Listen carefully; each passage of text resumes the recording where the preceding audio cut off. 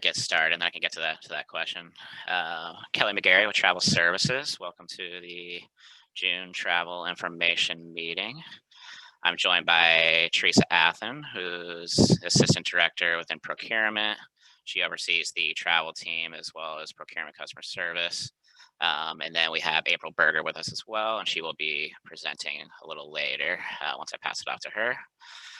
So yeah, a few little housekeeping things. So sorry, Melissa, just getting used to the new functionality. I accidentally dismissed your question, but yes, you're automatically muted when you join. So that'll kind of lead me into the new functionality. So you may notice things look a little bit different. So we are using the Zoom webinar add-on now, which is a add-on you can purchase through UWIT. So if you're interested in the functionality, you want to learn more, just know that this is something that we got through UWIT. So if you have any questions about it and stuff like that, you could reach out to them about pricing and all that kind of stuff. So how questions will be handled would be just slightly different. Usually there is a chat functionality, but now you'll notice there's a button that says Q&A. So if you do have any questions, you'll be using that. So it's in like the main ribbon where you would normally pull up the chat functionality. It says Q&A. So if you have any questions, you'll be using that button instead of chat. So from the attendee side, that's really kind of the main difference. Everything else should pretty much look the same. And yeah, so if you have any questions, feel free to use that. We'll be handling questions in the same format. If you have any questions related to what we are presenting, like within the slide, we'll hold those till we finish that content. So once we finish the slides related to that, and then we'll answer those questions live. And then if we see any like kind of general questions related to just other like compliance or other things going on, not related to what we're presenting, we will answer those, but we may hold those to the end. So that's how we'll be handling the questions. Also a reminder, this meeting is recorded, so we will be sending out these slides and the recording after the meeting. We usually get it out 1 or 2 business days after the meeting, so you could probably expect it by Thursday or Friday. So if anyone was not able to attend, make sure you pass that off to them. But let's go ahead and get started.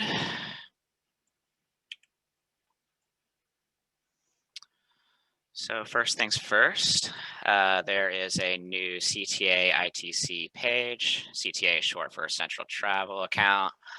And then ITC is individual travel cards. So these are pages that are managed by UW Card Services.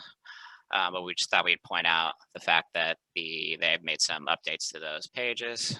The changes turned out really well. So if you're interested, make sure to go check that out. But if you come across any dead links related to CTA and stuff like that, please let us know. But we believe we caught them all and got them updated on our pages. But just want to point out that those are different. And I'm just going to switch over to the page just to show you real quick.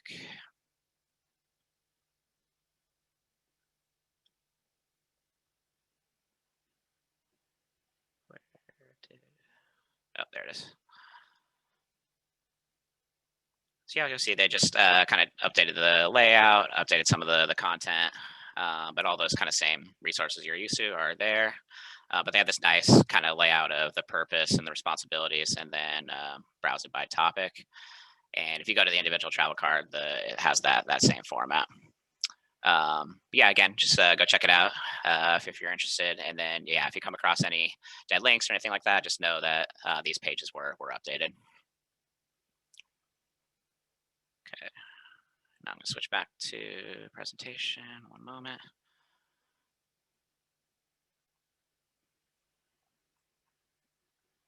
Okay. Next big thing, you may have seen this email from the Provost office already, but just in case you have not, there was some big updates that came out as far as international travel. So the UW Office of Global Affairs has issued revised rules for international travel, which was effective June 15th of 2021. And I'm going to switch over that page and kind of highlight some of those major changes. And I also want to point out, so one question that does come up pretty frequently is what should I do to stop the spread of COVID-19 before and during my trip? That's related to like whether you should be vaccinated and all that kind of stuff. So yeah, the office, UW Office of Global Affairs, is the one managing all of these processes. So if you have any questions, it would be best to direct it their way. But just in case you missed the email, I just wanted to point out that there has been some changes. And I'm going to switch over real quick.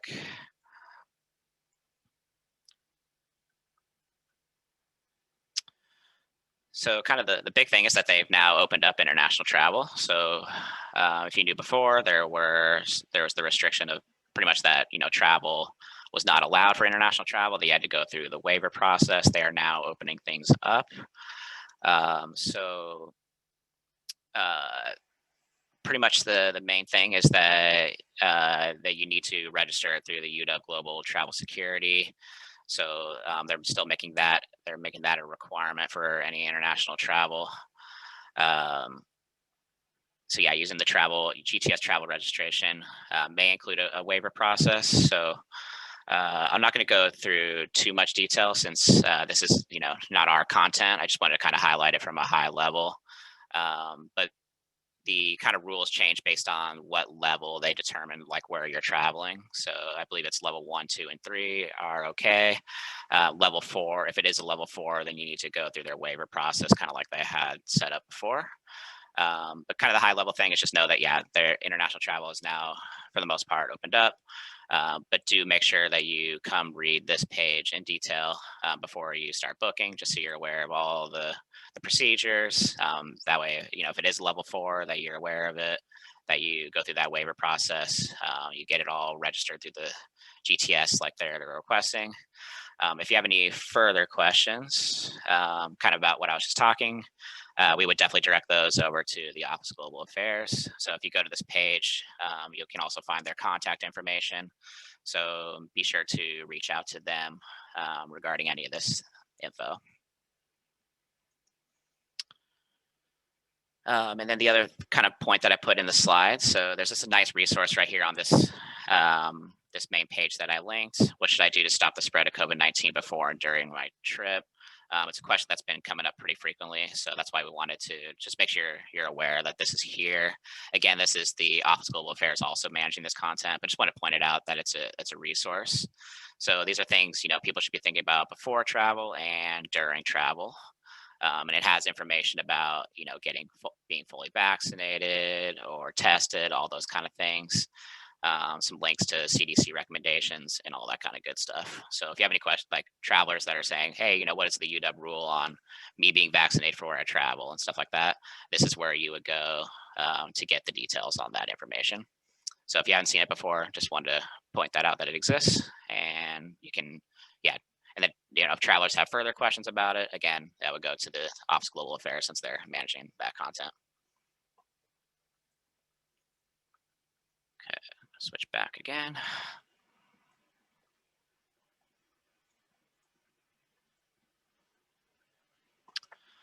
All right. So kind of similar again, this is something you may have seen come out already. But there was this nice update to the HR telework policy. So UW Human Resources, HR, has updated their policy procedures for determining eligibility for hybrid or remote work. And I will pop over to the website again, give a high-level review. And kind of like I mentioned before, again, this is something that's being managed outside of our office. So if you have any further questions, these would be directed to HR, which would be the Integrated Service Center, so the ISC. For any folks that are new that don't know that office, they're the ones who manage HR payroll questions. So they're the ones managing that content. They've also provided guidance on remote work location and out-of-state work policy. So yeah, any questions about like where that remote work is being set up, anyone who's interested in like working out of the state, they have information related to all of that as well. So let me go ahead and pop over to those sites real quick and just kind of so you can see kind of what's on there. And again, I'll give it sort of a high level overview. So yeah, the page regarding determining eligibility. So it's called determining eligibility for hybrid or remote work. And again, we have all these links in the slides. So when we send out the recording and all that, you will have access to these links, which will bring you directly there. But yeah, if you haven't seen this yet, and you're someone who yeah is in this more management role, making these determinations, make sure you read this in detail. But yeah, kind of the important things is you're going to be determining whether a traveler is an occasional, a hybrid, or a remote employee. There are documentation requirements, so there needs to be special approvals in place. And I'm not going to go into too much detail because I don't want to misspeak on any of this information since it's not our content. But those are some of the big things to consider. Um, and one of the reasons we're bringing up is part of this is going to be the basis for determining certain parts of travel policy. I know things have been pretty confusing about, when people are coming into work, whether it's still a commute and all that kind of stuff. And we will be using part of this information to help make those determinations, which I'm going to present on the next slide. But it's important that you're aware of all the details on here and that you go through it and that you meet all these requirements. Okay. Oh, and then the other page I was mentioning on that slide. So there's also, again, from HR, there's the remote work location, out of state work policy. So this is, yeah, related to like where remote employee is designated, things to consider if they want to work out of state and things like that. So it's related to that, again, determining, hybrid, occasional, all that kind of stuff. This is just the further information of like, okay, what about the work location and out of state policy? So it looks like I got a question. Let me make sure I take a look at this.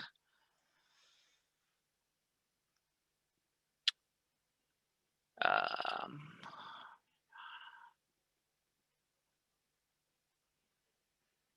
okay, so this is a kind of a general question, so I'm going to go ahead and hold off on this one till later. And let me go ahead and switch back to the slides.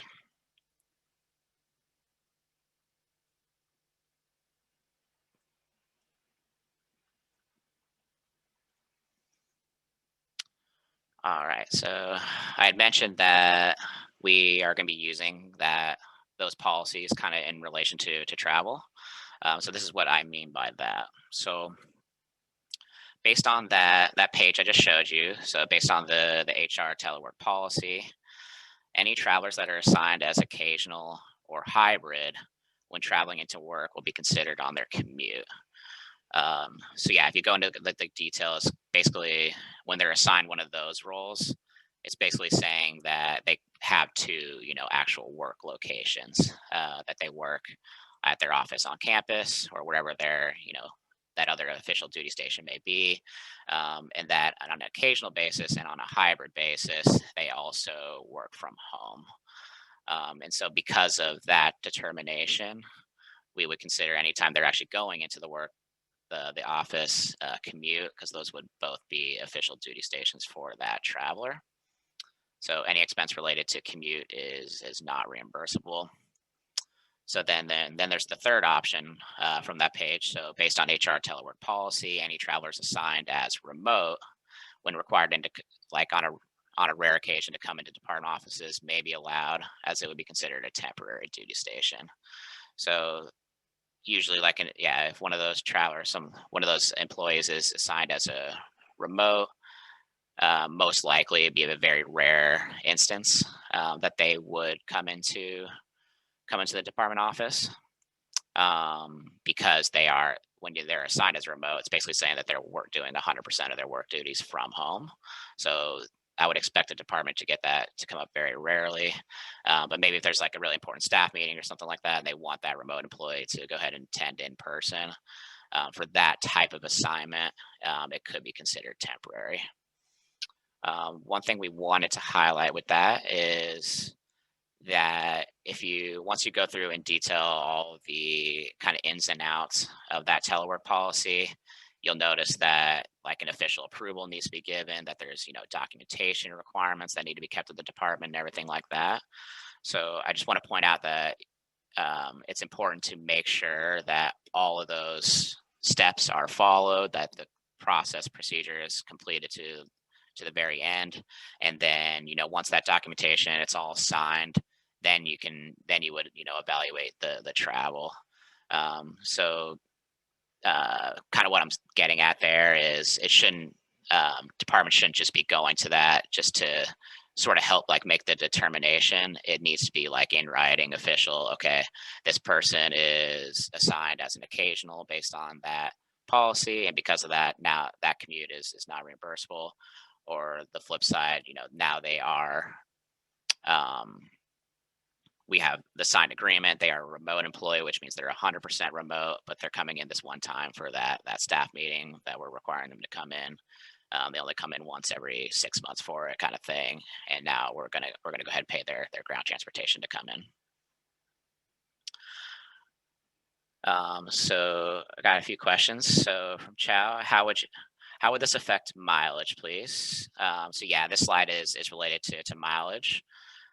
So when we're talking about commute, we're talking about any expense related to a commute. So that would be mileage if they're driving into work, if they are, taking the bus, if there are any parking fees associated with coming into work, any tolls. So if from the policy, any expense related to a commute is not reimbursable. So essentially, kind of like what I mentioned, those occasional hybrid assignments, once fully determined, all those procedures are followed from HR. Once they're assigned one of those roles, it would be considered a commute. The only ones that would be eligible are those that are assigned as a remote.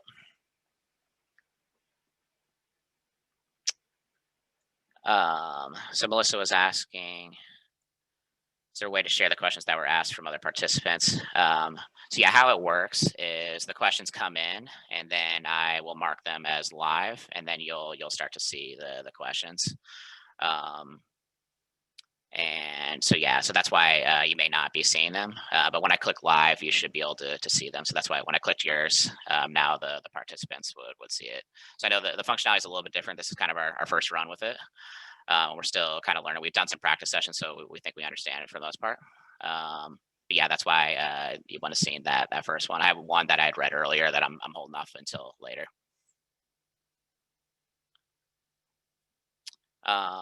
So I got another question from Ruth. Does this include cost of parking on campus? Correct. Yes. So kind of like I mentioned, any expense related to commute is not reimbursable. So again, those occasional hybrid assignments, once fully documented, yeah, they are not eligible for any parking on campus, any mileage, any sort of ground transportation, any expense at all.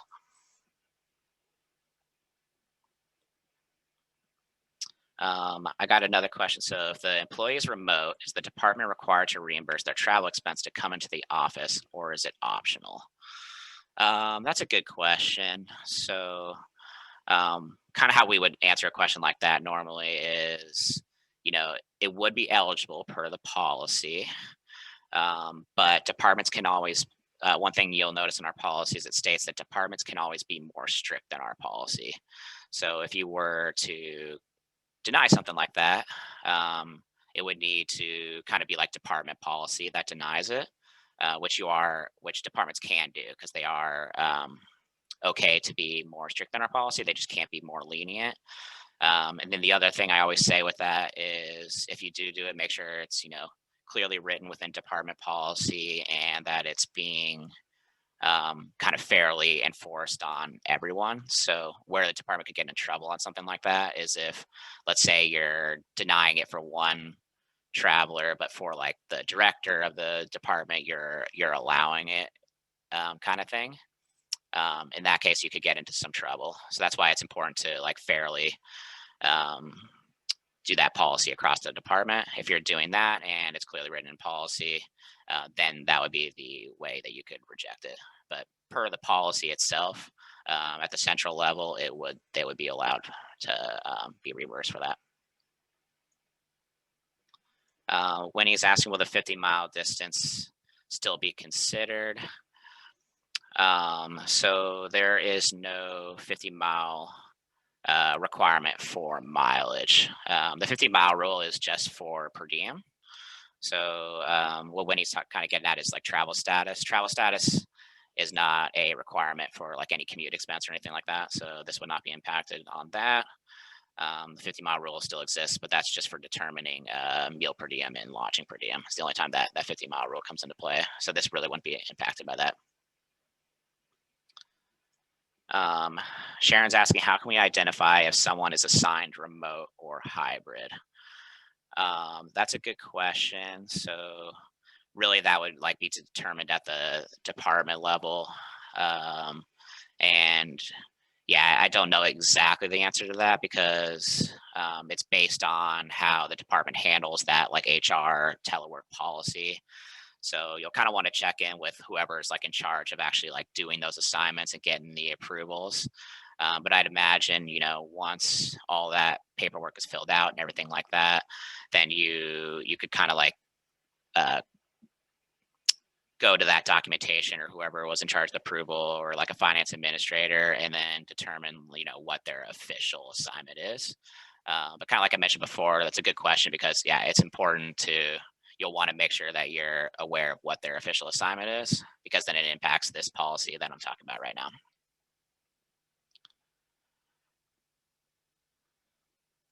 So someone's asking, how would mileage be determined? Are parking receipts required? Um, So if they are remote and they're coming into work, you would still follow our normal mileage policy and documentation requirements. So um, for documentation requirements for mileage, they can turn in a Google map to verify the distance. We allow mileage logs with odometer readings, or you can use our mileage log for selected locations on our website. Are parking receipts required? If there's a department policy that requires a parking receipt, it may be required, but if it's under $75, that's one of our exceptions under the 75 miscellaneous travel expense rule. So it may not be required. You'll want to kind of check with your department policy to see if that's required. But just know that there's also that $75 miscellaneous policy where it may not be required if it's under $75. Okay, so I got a few more questions. I'm going to keep working through these since they are related to this. So Lily's asking if we have to come to the office now for a day or a few hours while we are all working from home, can campus parking be reimbursed? Most likely the answer is no to that, based on our like previous guidance we've already given. Really that someone wouldn't really be able to be reimbursed until kind of that HR telework policy is met. It's like, okay, now they're officially assigned as a remote employee 100% of the time, signed at the department level, then it may not be considered a commute anymore. But for now, based on what we've given on previous guidance, yeah, it would not be allowed.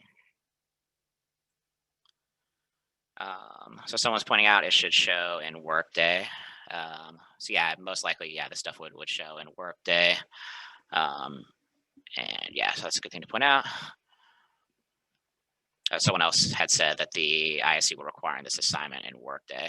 So that I was not aware of, but that's good information. So again, you can check the department level, kind of like I had mentioned, but it looks like you may be able to check that in Workday, which will be obviously a lot more convenient.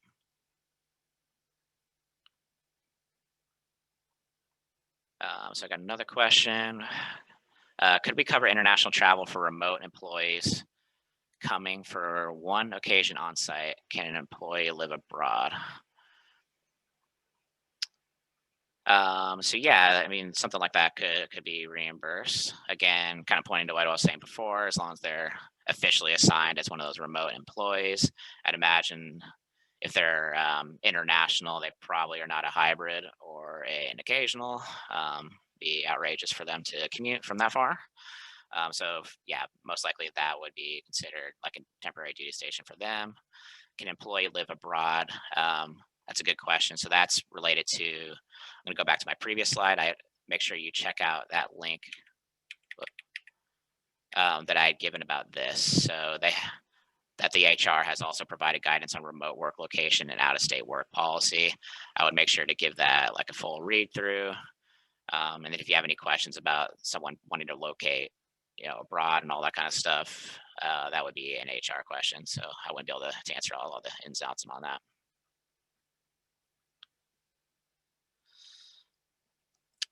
So John has a good comment here. Is the website regarding ground travel and temporary duty stations going to be updated for staff that are working fully remote?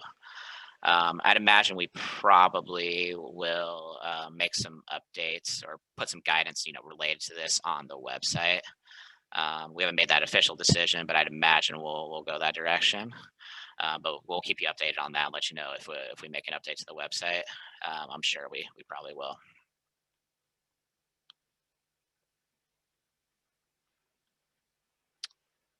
Okay, and one more comment. So in a previous travel meeting, it said that people could be reimbursed for parking during COVID if their work location is 100% from home. The reimbursement just needed a comment. So yeah, it's very possible that we've said things like that before, but since COVID was such an evolving and changing thing, things have kind of changed along the way. So I know our guidance has shifted a little bit a couple times. And that's because, yeah, we've worked with like the tax director and all that kind of stuff. And just because it was such an evolving thing, things kind of like changed along the way. Um, but yeah, as of now, if they're coming into work to their like actual job location, kind of like where they were working prior to COVID. Like for example, if I like went into the office, I'm been working 100% remote, but my previous like job location, if I went in there, pick up supplies or whatever it may be, we would still consider that a commute based on our recent guidance. But again, yeah, things will. Now that we have this official HR telework policy, it should get a lot easier to make determinations on all that stuff. All right, I think I got through those questions, and I'll keep an eye on the questions. If you have any more, feel free to continue asking. I know this topic was one of the juicier ones, so want to make sure we get to all your questions on that. But I'm going to go ahead and keep moving along.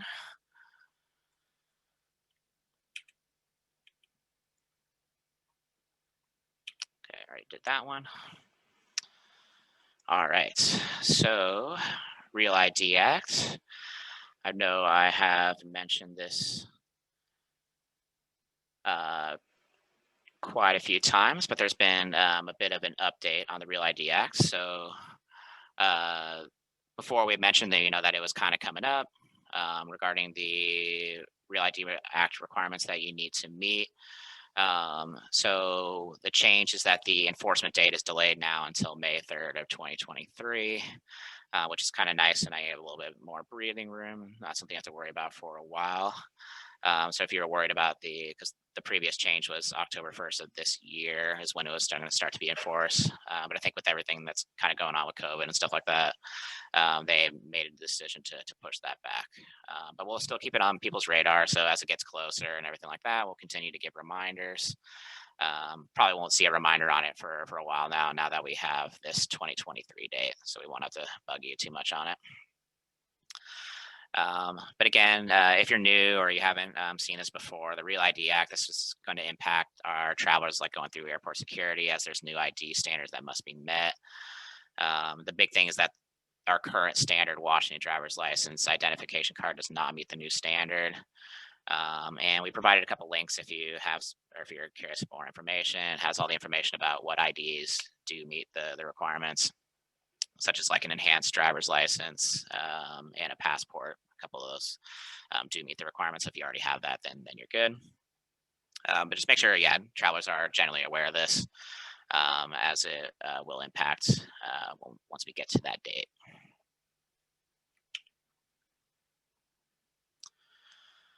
All right, next is our travel agency expo. So this is something we are excited to announce. We will be doing a travel agency expo in August, so a little later on this summer. So just a little background on this. So we'll be hosting 2 virtual sessions. This will be conducted over Zoom, and we will be using this Zoom webinar add-on for that as well. And we'll be doing 2 sessions for each agency for a campus to learn more about their services and ask questions. So it'll be the format of 60 minutes presentation, 30 minutes Q&A. So if you're new and you haven't seen before, we went through kind of this big project a while back where we added a few more contacted travel agencies to the university. So the 3 agencies that we awarded contracts to are corporate travel management, key travel, and tangerine travel. So as a way for you to kind of learn about their services and ask questions, we'll be doing this virtual expo. And so, yeah, if you're a department that is interested in possibly using a travel agency, maybe you haven't used one before, or maybe you're interested um, in maybe a new partner, or you're having problems with your current agency, this is a great resource to come and check them out. So yeah, that first hour will be presentation. They'll be presenting things like giving you maybe like a demo of the online booking tool, giving you some high level information about the resources they provide, maybe things that make them a little bit different than other agencies. And then that Q&A is going to be really great. So if you have any questions, you'll be able to ask questions for that 30 minutes. We have the dates so the reason we did 2 sessions is just to give a little bit of flexibility to scheduling. So that's why you have them staggered out a little bit. And yeah, we're hoping that if you're interested in travel agencies or want to learn more, that you will make it out to those. And I'll just give kind of like just a brief sort of some brief information about some of the benefits of using a travel agency. One of them is travel safety. So travel agencies have these really great third-party systems that they use, generally called like duty of care systems. So especially for international travel, and also obviously things can go wrong in domestic travel, but they have great resources for pinging alerts and keeping our travelers safe. And if anything crazy happens, helping get them out of the country and things like that. April is going to be going over some updates to our vendor discount page, but one of the great ways to use our vendor discounts is by partnering with one of our contracted travel agencies. We have corporate contracts, with Delta and Alaska, with local hotels and everything like that. And then another great thing about travel agencies is managing unused tickets. Especially when COVID was going on and people were rescheduling like crazy. Our departments that used a travel agency, it was a lot smoother handling those unused tickets.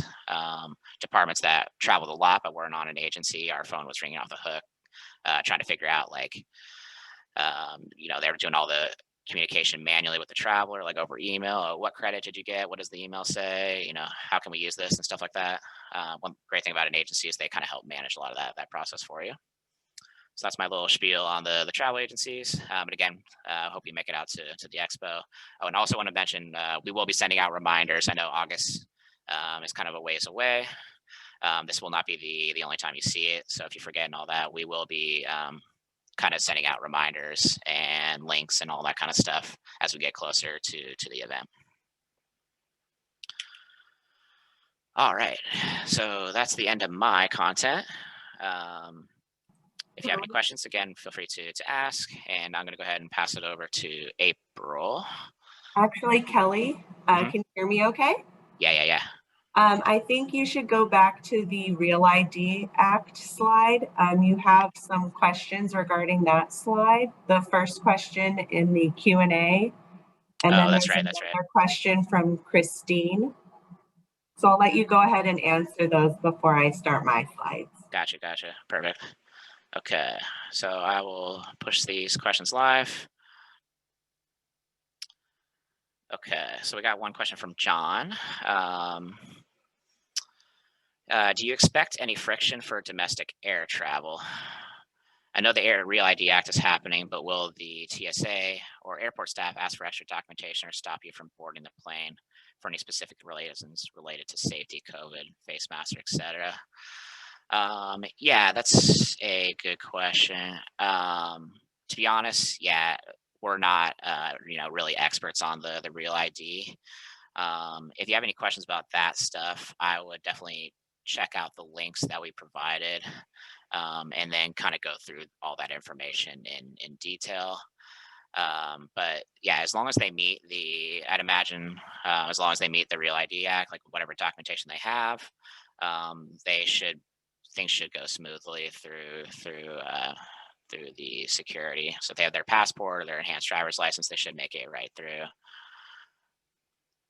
But yeah, related to those other questions or any other more details, I would be pointing folks to those websites. Just make sure you check out all their information. But we're not really, but from like a high level, kind of, we're not really worried about any like crazy friction or anything like that. That's not something that's really on our radar. I think everything should be smooth. So then I had the one more question. So let me find that one. Okay. So so Christine was asking, if you have a passport, does this apply? So a passport meets the Real ID Act.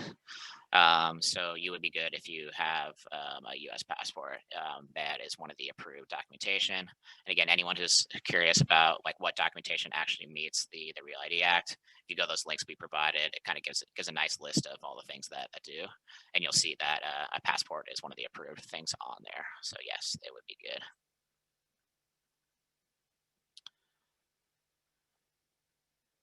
Okay, I got a couple other questions related to travel agency stuff.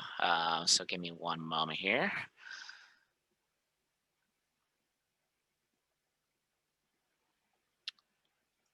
So Ruth is asking, what's being done to get a UW contracted travel agency that is a certified MWBE? So yeah, unfortunately, there is no effort being done on that currently. If we were to go out to bid again, it could certainly be one of the things that are included in the bid and every process and all that kind of stuff. But just to be honest, yeah, there's since the contract's already fully signed and it will be for a while, there won't be anything done in the near future about that. But it's important to raise concerns on that and make sure that's a consideration, moving forward. John asked, does the UW Travel Office directly support STA travel? I use them extensively in my previous position. So I know there have been some departments that have used STA. I know the study abroad office was using them for sure. And just keep in mind, that our policy is decentralized when it comes to booking travel. So departments are welcome to use other agencies or kind of book travel how they deem fit, whatever makes the most sense for the department. But we don't have a contract, like a UW contract with STA. And then so Curtis had mentioned passport cards are great for traveling, so yeah, definitely a good recommendation. Oh, and Monica clarified STA has gone out of business. That's right. I couldn't remember for sure if that was the case, but that is true. They did go out of business, now that I remember. So yeah, you wouldn't be able to use STA, obviously. They're not in business anymore.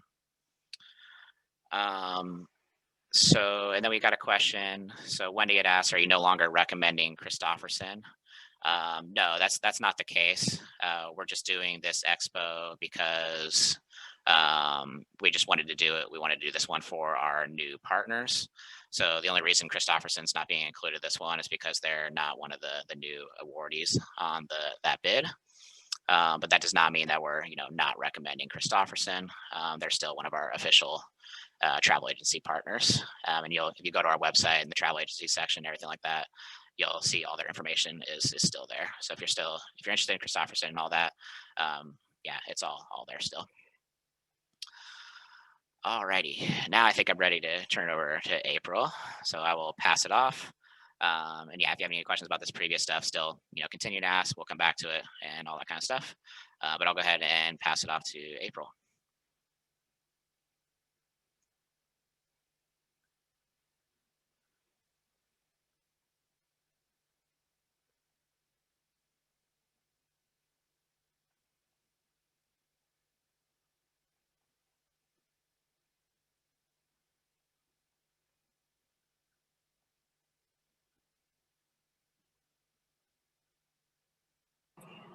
Can everyone see my PowerPoint in presentation mode okay? We can see it. You need to share the different part of it. We can see the one with like the notes and everything right now. Okay. Give me one sec here. So usually I share the PowerPoint itself before it goes into presentation mode, and then put it in presentation mode and then share. And then that always gives the option. Okay, how about now? Now we're good. Okay, great. So, hi everyone. Thank you for joining us today. Today I'm going to talk about our vendor discount page updates. But I also wanted to touch upon Ruth's question previously regarding contracted travel agencies that are certified MWBE.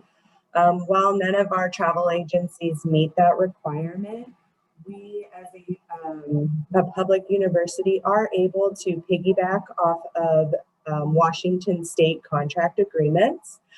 They do have a couple of travel agencies that are certified and meet that requirement. You are able to use those contract agreements. We do have a link that gives you access to that list. So please feel free to access that list through that link. And then, so now I'm going to get into the vendor discount page updates.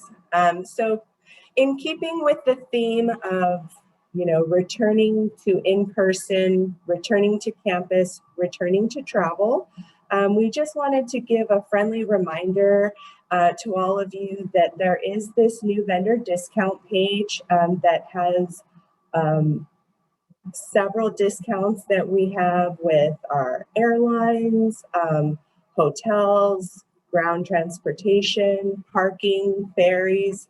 So please make sure to check that out.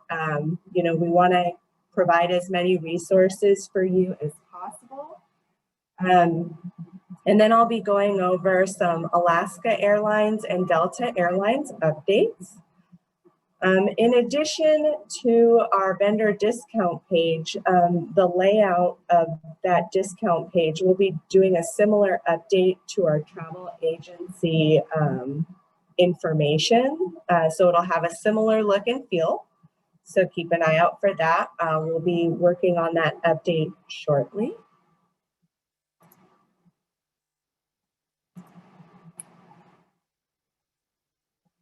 And then actually, I'm going to go back a slide real quick and answer these questions.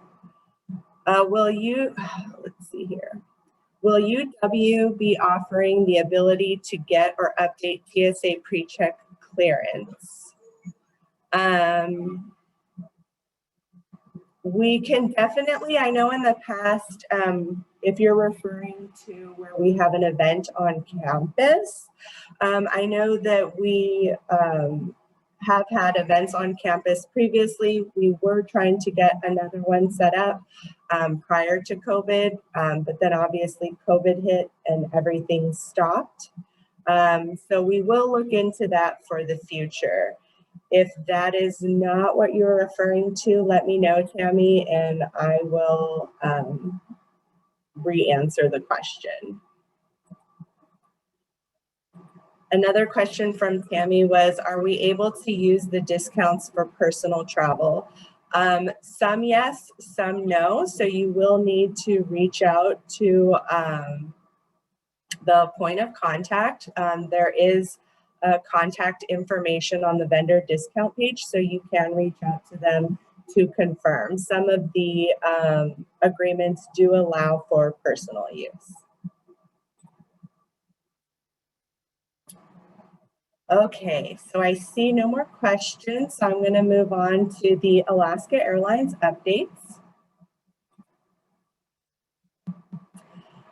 So one of the biggest announcements is that Alaska has partnered with a One World Alliance, which allows them, they are more of a domestic airline, which we know can sometimes limit our travelers to what is available for international travel.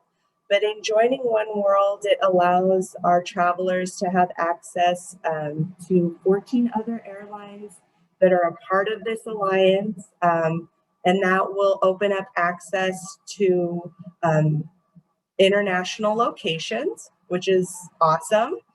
And also In joining this alliance, it allows for shared lounge benefits, mileage plan benefits, tongue twister, and also airline status benefits.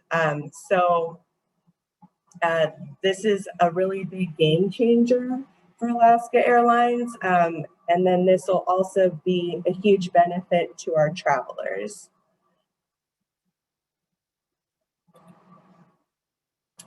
Some other updates, with Alaska keeping the theme of keeping things touchless, like check-in. They are now returning food and beverage purchase for certain flights. This can be done prior to the trip. It could be done via the Alaska Airlines website or on the Alaska Airlines app. I don't know about you, but I'm super excited to have those cheese plates returned because they're awesome. So it's nice that that will be returning. Another big update is no more change fees. This is very big in the airline industry. We've found that this doesn't necessarily apply to basic economy flights. It's usually from regular economy flights, or I should say economy seats and up. So that's a great benefit for all of our travelers. Another thing is COVID waivers. So Alaska Airlines has provided us with a slide deck with a bunch of information regarding timeframes, deadline extensions, very detailed information regarding COVID waivers. And we will be sharing those slides once we send out the slide deck and the recording of this meeting. So I encourage those of you that have questions regarding any sort of airfare credit that you or your travelers may have, review these slides. It has a lot of detailed information on it, but it covers peace of mind waivers, change fee waivers, ticket validity extension waivers, name change transfer waivers. So please make sure to check those out when we send out the slide deck. So I have some questions here. Chow said, love the cheese plate. Yes, yum. And as we are nearing lunch, that sounds delightful. A question from John. I may be forgetting, but can UW staff use their personal airline mileage plan benefits to fully or partially cover the cost of airfare for UW business? Can they also use their personal airfare mileage plans when they buy airfare for UW business, specifically so that they can gain more miles while traveling for UW? So great question. We do have a section on our website that addresses mileage plans and benefits. If travelers do use their mileage plan or points, I should say, to purchase airfare, maybe it only covers a portion of it, they would not be eligible for reimbursement. They would only be eligible for reimbursement that is actually purchased with a form of currency. So via a credit card, debit card, it cannot be reimbursed with mileage points because technically it doesn't have a currency value. So we cannot reimburse when mileage points are used. Travelers are more than welcome to use them for upgrades. We would just reimburse, like say economy, we would reimburse at the economy ticket level, and then they can go and upgrade to premium economy or business class using their points.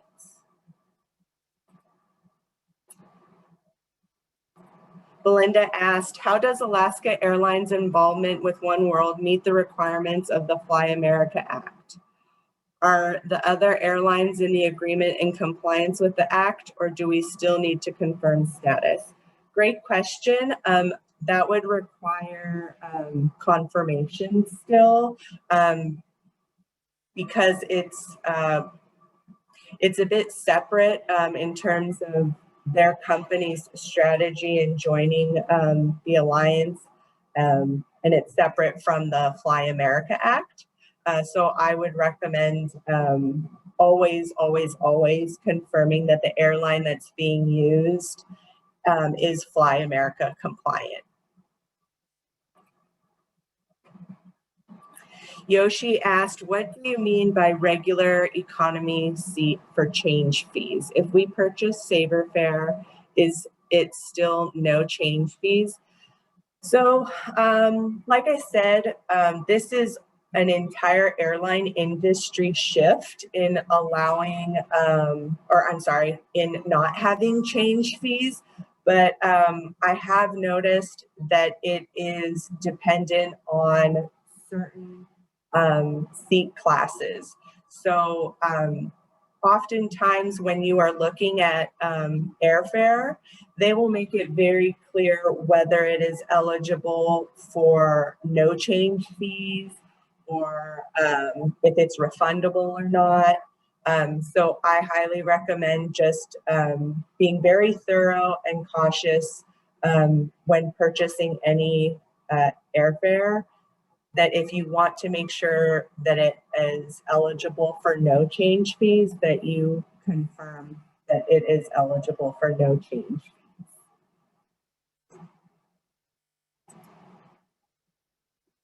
Okay, I don't see any more questions. So I'm going to go ahead and move on to my next slide.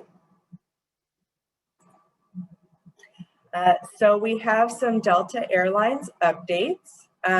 They recently launched a business travel platform that allows travelers to purchase business airfare on the delta.com website.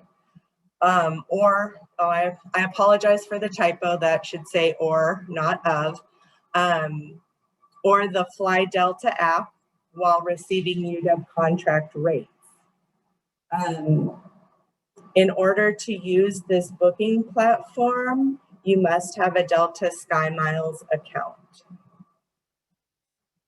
So I'm going to go ahead and talk a little bit about the administrator user experience, because I know we have a lot of department administrators here. So this will kind of give you an overview of what your experience would be like using this booking platform. And then I will go ahead and show what the traveler user experience is like.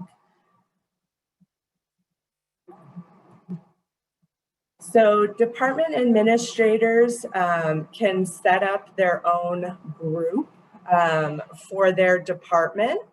Administrators will have the role of division administrator. So essentially there's a bit of an organizational chart. So there is the umbrella that is the University of Washington. Then there is corporate administrators, which is me, Kelly, and Teresa. And then there are division administrators. As it would relate to the university, it's more like department administrators. And then those people can create groups, which would be for your departments. And then you have all of the travelers, and the travelers can be put into these groups. Division administrators can view reporting for their groups. Something important is that division administrators can only see information within their group.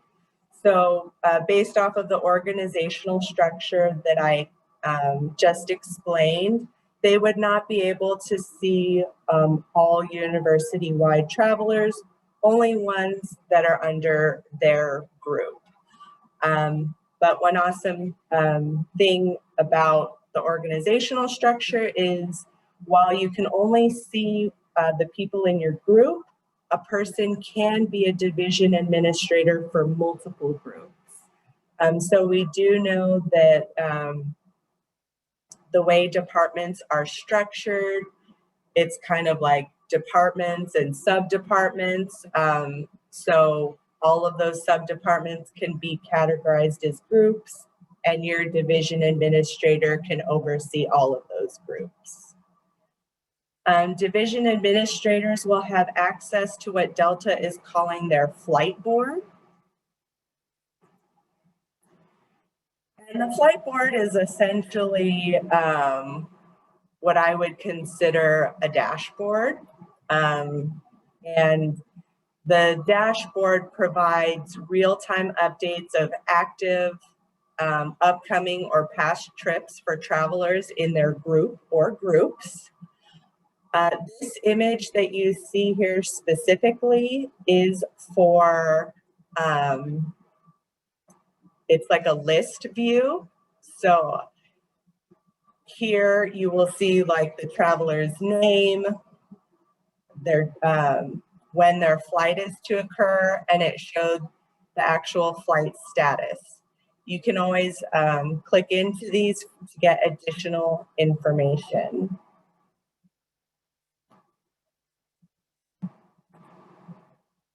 And then this is the interactive map view.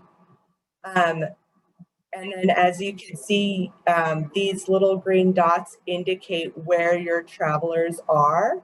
This interactive map is only for future or current travel. It does not reflect past travel. You can only review past travel in the list view.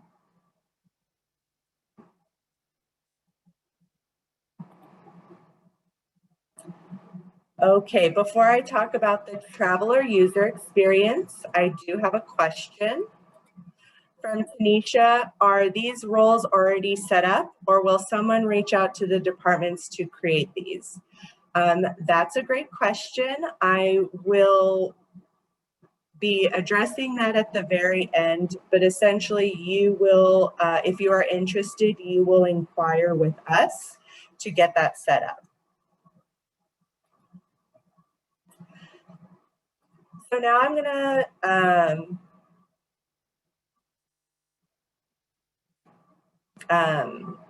gonna talk about the traveler user experience.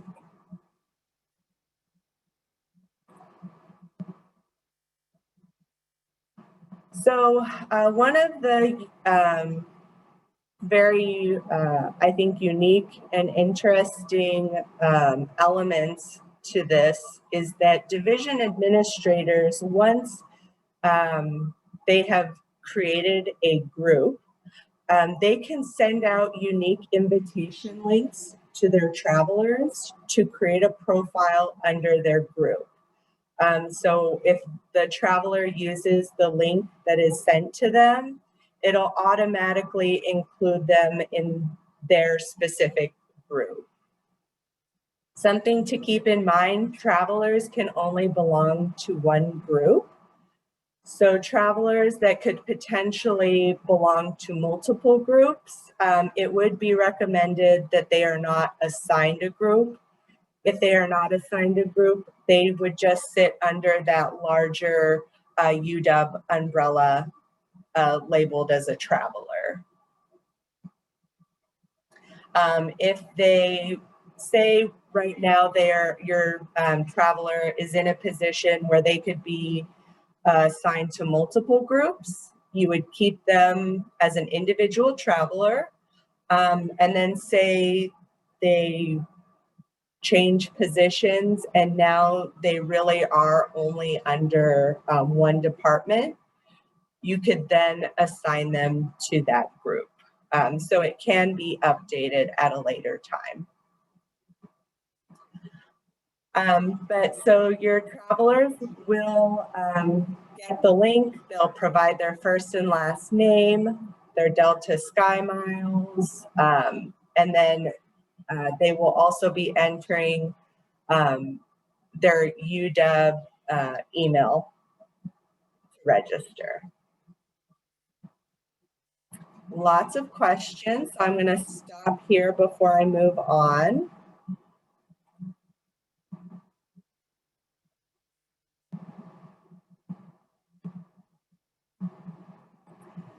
So Kimberly asked, our department has faculty members that are appointed by another academic department. Would the department administrator, non-academic unit, be able to see their group, even though faculty are technically appointed by another department?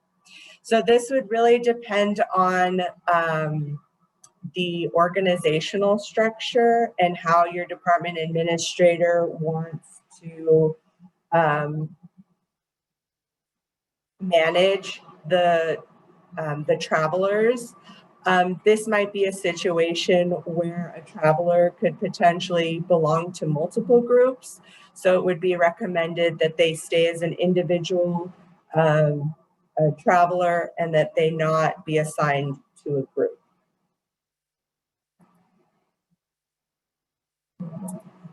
Mary asked, do we use our own account but create a business account within that, or do we create a whole new account for our department? So you would be using your UW NetID or your UW email to create these accounts. Everything has to be with the UW NetID. But I'll actually thinking about that. I'll get a little bit more into that in the coming slides. Nicole asked, will UW's Delta contract be loaded in this new business program? Yes, and I will also be showing a little bit how that looks in the coming slides. So that is actually the whole point of Delta's new business platform. I should say a booking platform. So it allows our travelers to access these contracted rates.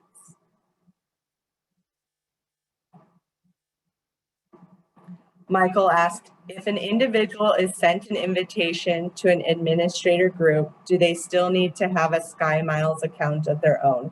Yes. So anyone that registers has to have a Sky Miles account.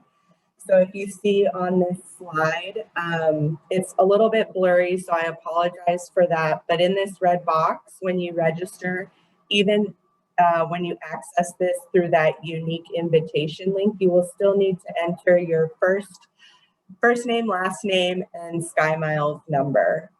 So everyone that registers has to have a Sky Miles number. If the traveler does not have one, they are welcome to sign up for one and then register their account.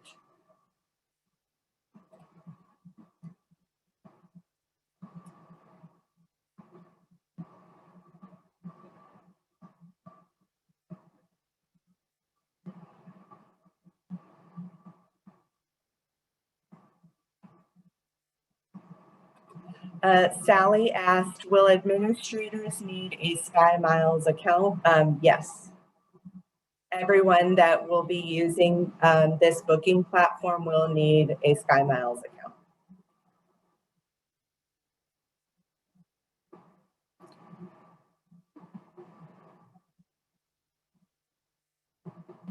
So there are some other questions in the Q&A, but I will be answering some of them in these next slides. I'm going to hold off and I'm going to move on to the next slide.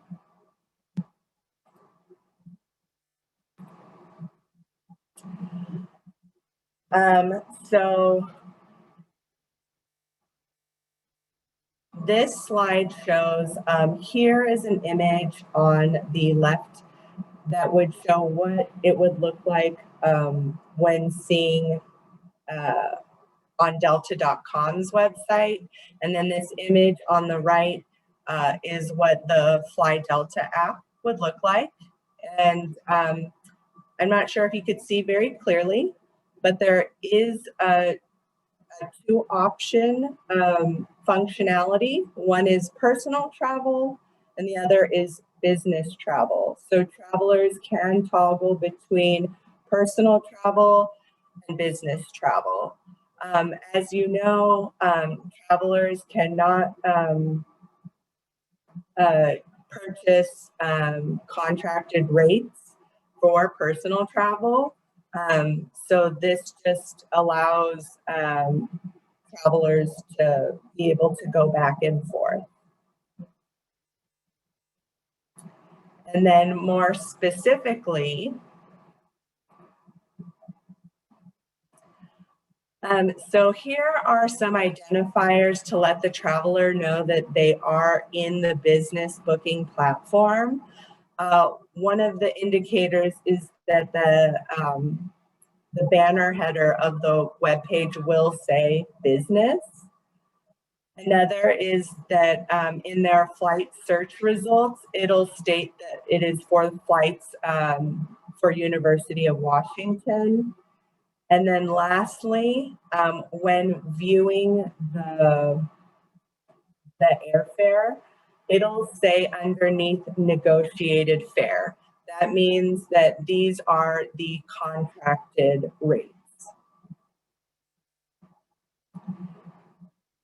And then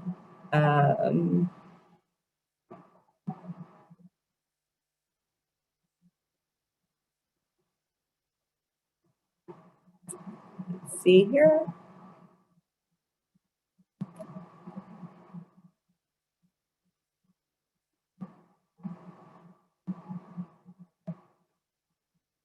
Slide. So after flights and seats have been selected, traveler information needs to be confirmed. Division administrators can book travel on behalf of others in their group. If an administrator is, oops, oh my goodness, apologies. Sorry about that. If an administrator is booking on behalf of the traveler, there is the option to select I'm not traveling. This lets the system know that they are booking on behalf of someone else. And then there is this checkbox down here, which is save as companion. This allows the administrator to save the traveler's passenger info for future bookings. They do have some verbiage here that says if you do check this box, you are confirming that you do have permission from the traveler to save this information and to use it for future bookings.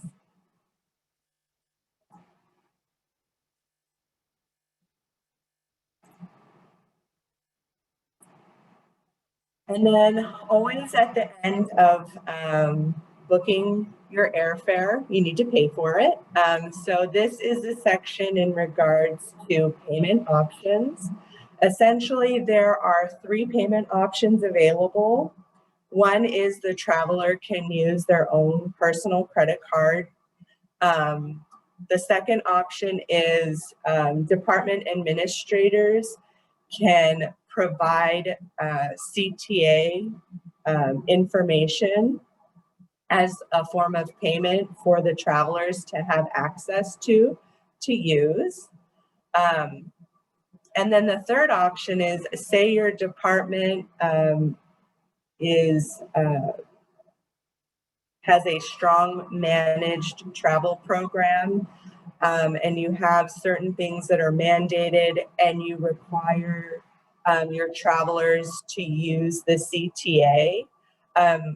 Administrators can have it set up so that it is mandatory that they use the CTA information. So when the travelers go to purchase their airfare, it will be the only payment option or a form of payment available to them. Excuse me.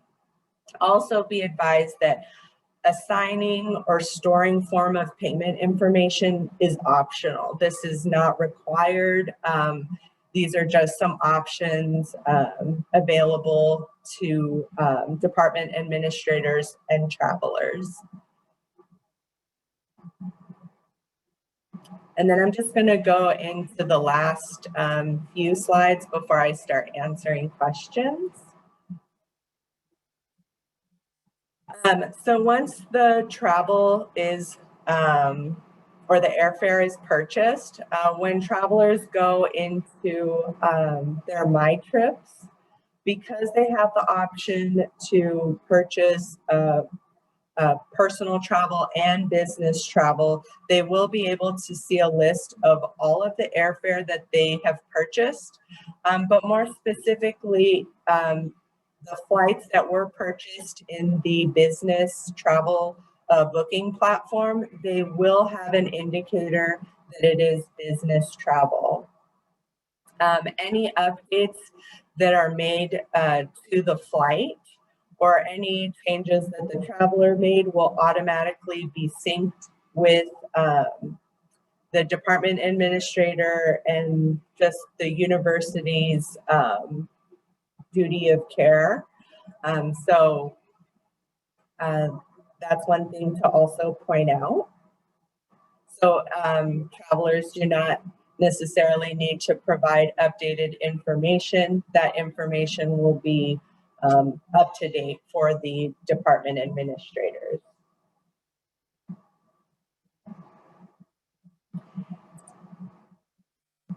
And then, so with regards to the updates to our vendor discount page, if you access our airline discounts, we do have Alaska, Delta, and Emirates.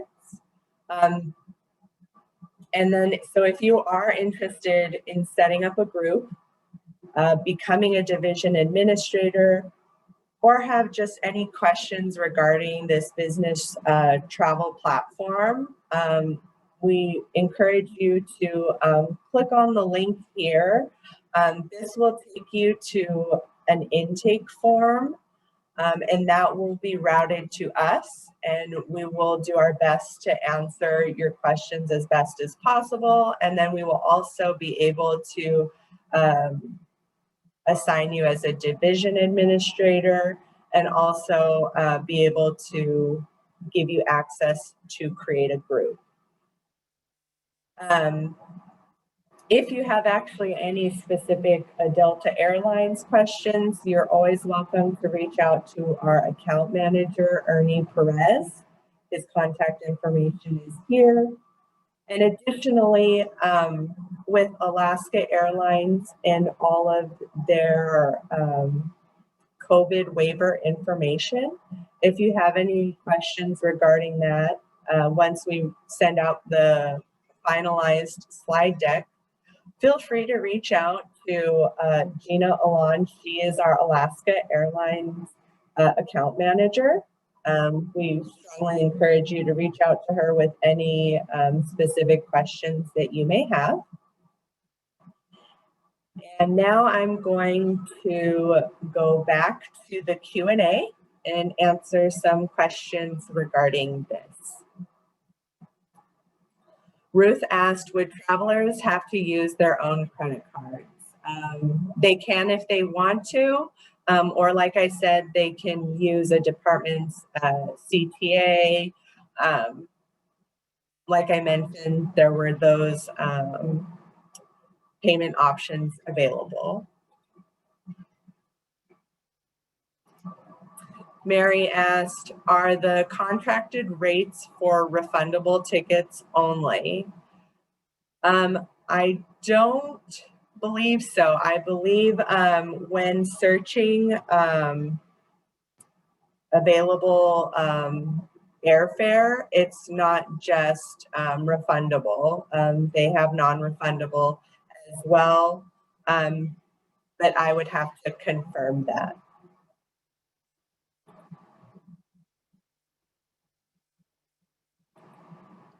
Ruth asked, and how will we determine that they have chosen the most economical airfare?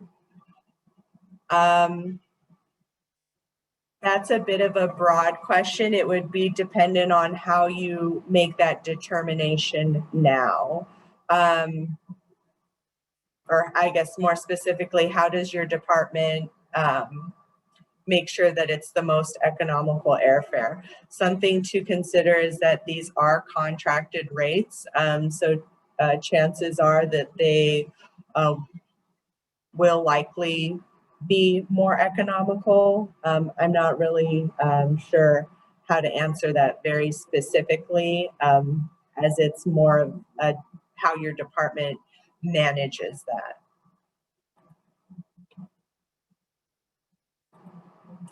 Alma asked, we are currently using Christofferson online platform to book travel. What are the advantages of using other booking platforms such as this new Delta or Alaska EasyBiz to book travel? You know, at the end of the day, our mission in travel services is just to provide campus with as many resources, and we understand that travel is decentralized and every department has, you know, their own specific needs. So that's why we always try to provide as many resources as possible. So that way you can determine what would best work for your department and its needs. I really wouldn't say that there's you know, one is better than the other. It's really based off of your department's travel business needs and what works best for you. Yeah, that's kind of my 2 cents about it. And there's always going to be pros and cons to each. So it's just about weighing what works best for you.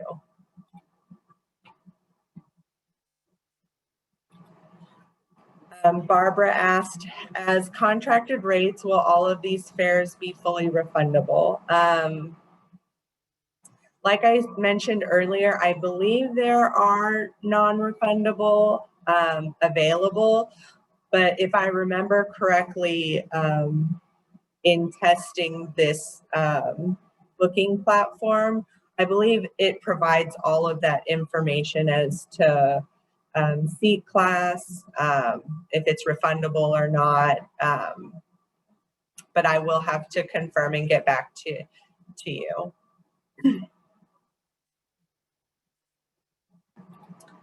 Liz asked, all these Delta flights need to be reimbursed, right? Can a CTA card be used instead so a traveler doesn't have to be reimbursed?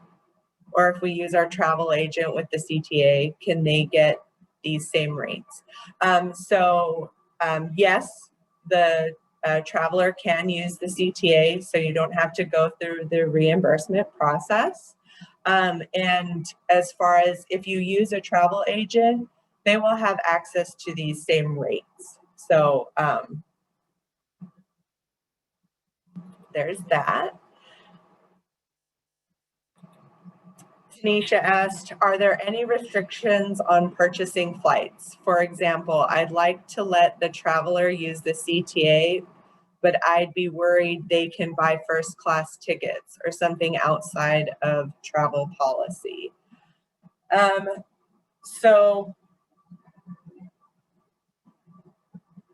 this is all very new to us. So I can't answer that question. I would have to do some further research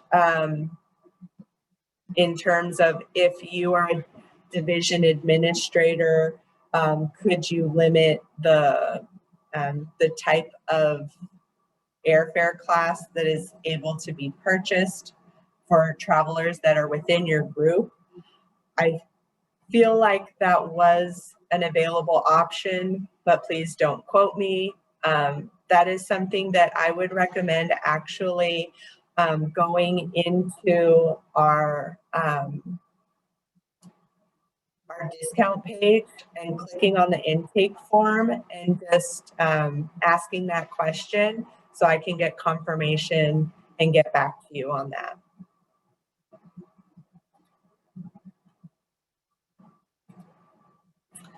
A question from Sue: are travelers allowed to use CTA on the Delta app on their own recognizance, or is there a stop so the admin has to do that part and knows it's being used?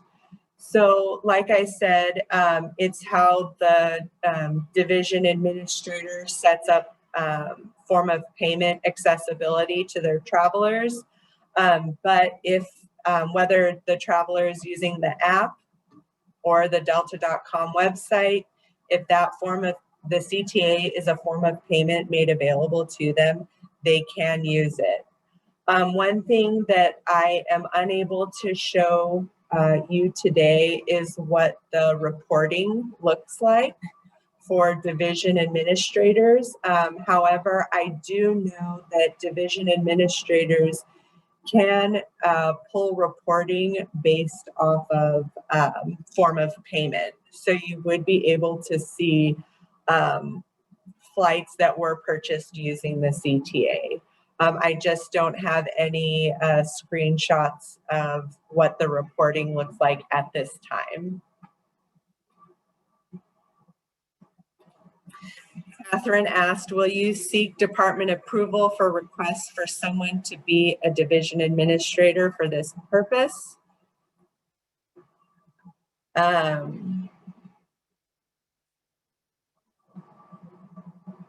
No, but if that is a concern, we can definitely address it. Essentially, you will be having to provide what your department is. And so we can create a structure so that we can confirm this based off of who has requested division administrator access for said departments.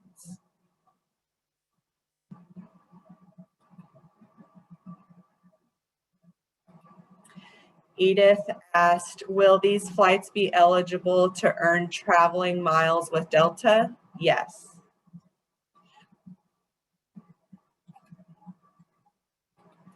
Liz asked, if a traveler uses their mileage points to upgrade to business class, do they still need Dean Department permission? No, because they're not requesting reimbursement for that upgrade. Good question.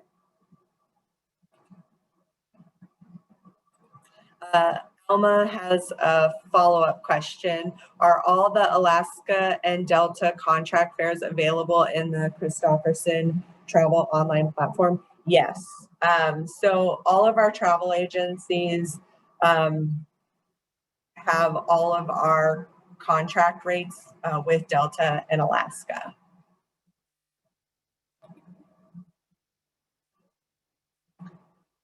I'll give a few more minutes, but I just want to thank everybody for all of the great questions. If you have any more questions, like I said, please feel free to fill out the intake form, and I will do my best to get answers for you.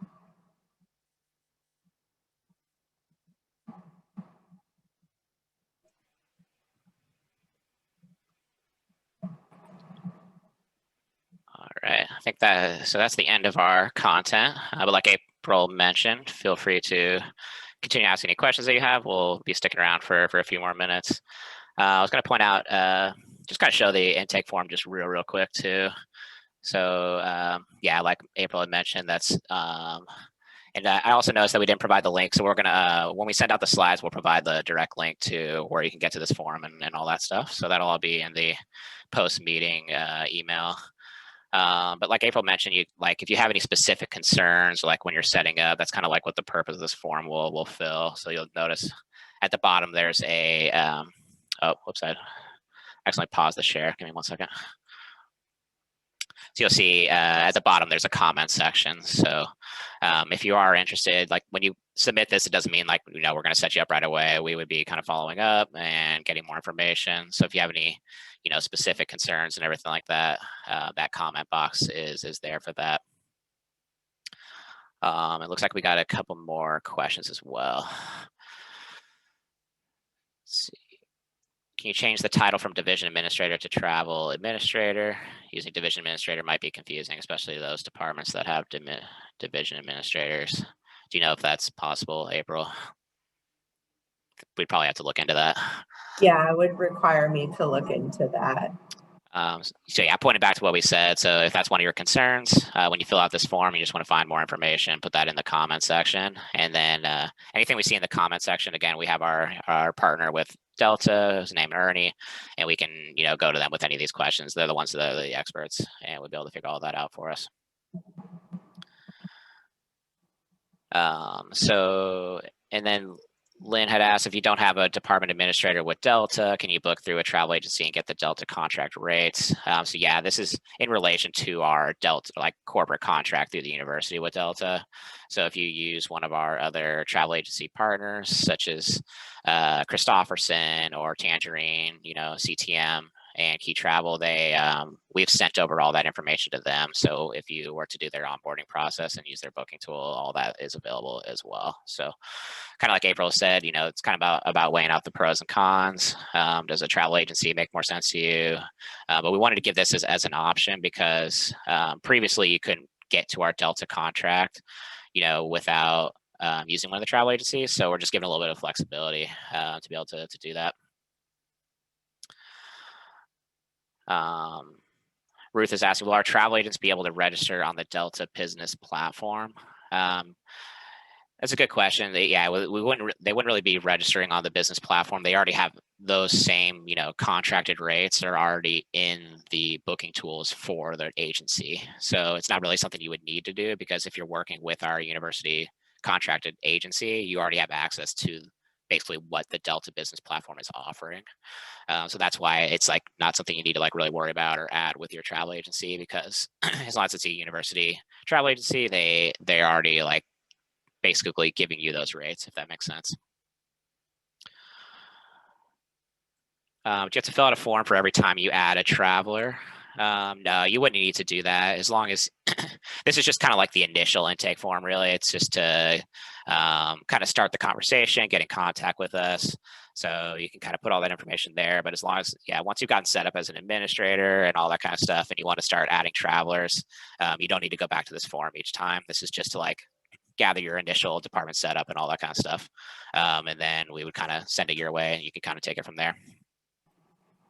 Also, to elaborate on that question, once you get set up, you would get more information available to you as a division administrator. You would actually be able to send out those unique links to your travelers in bulk. You could just load, I believe it's a CSV file, and do it that way, or you can do them individually. But in regards to signing them up with this intake form, you don't have to do that every time. Great, thank you for adding that. So what about the WMB travel agencies? For those ones, if you if you're working with one directly, like from the state of Washington, you could work with them to potentially, correct me if I'm wrong, April or Teresa, but I believe if they're on one of the state contracted agencies, they could work with them to incorporate the corporate discount. I can't remember if that's only allowed for our university travel agencies. So we may have to explore that with you. So if you're working with one of those other agencies, yeah, we would need to connect with you to figure out if that's possible.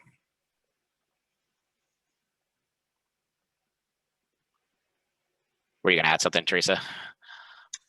If we have the name of the agency that you're using for MWBE, we can work with them to load our discounted rates into their system. So they don't need the Delta Business Platform. The Delta Business Platform is basically for those who don't necessarily want to go through a travel agency, don't want to be set up or don't want to be like have a program that's managed that way, that then they can just go into Delta and still get our rates. Yep. Yeah, like Teresa said, there was no way to get access to those rates prior. It was only through the travel agency, so it's a way of getting those rates. We had it with Alaska Easy Biz. Basically, what we're saying now, yeah, now it's available for Delta using this platform. And again, you know, like April said, weighing out the options between agency and all that. We want to leave it nice and open for you to figure out what's best, and then kind of pointing back, you know, to what I was saying earlier in the slides about, you know, agencies, you know, keep in mind those other benefits of an agency as well. So yeah, you just need to weigh all of those pros and cons. All right, so we are through the questions, and I know we're just passing that 12 p.m. mark. So if you need to get off, of course, you are welcome to go. We will stick around for a few more minutes and continue to ask questions. So if you have any more questions, feel free to ask. And yeah, thanks for stopping by. As a reminder, again, we'll be sending out the slides and the recording probably tomorrow or Friday. Usually get them out 1 or 2 days after the meeting. Updated a couple links on there to make sure you have all the direct links and all that. So you'll see a couple updates on the slides. But yeah, thanks for attending. Hope everyone stayed cool during this crazy heat wave and all that. And yeah, look forward to seeing you hopefully at the Travel Agency Expo and the next info meeting.